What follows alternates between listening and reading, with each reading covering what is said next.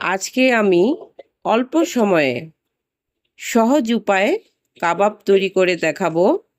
এখানে আলু সিদ্ধ, কাঁচকলা সিদ্ধ, রান্না করা গরুর মাংস, পেঁয়াজ কুচি, কাঁচামরিচ কুচি, পুদিনা পাতা কুচি, গরম মশলার ফাঁকি, সামান্য একটু ঘি, লবণ দিয়ে ভালো করে মাখিয়ে নেব।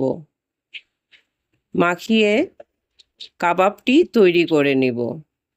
এই কাবাবটি খেতে কিন্তু খুব সুস্বাদু হয়।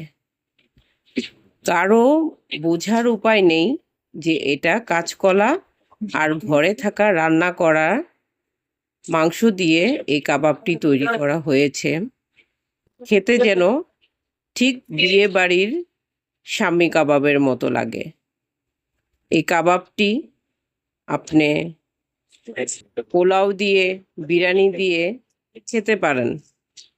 আবার বাচ্চাদের নাস্তা হিসেবেও দিতে পারেন, স্কুলের টিফিন হিসেবেও দিতে পারেন। সস দিয়ে খেতে কিন্তু খুব ভালো লাগে। বাচ্চারা খেয়ে খুব মজা পাবে।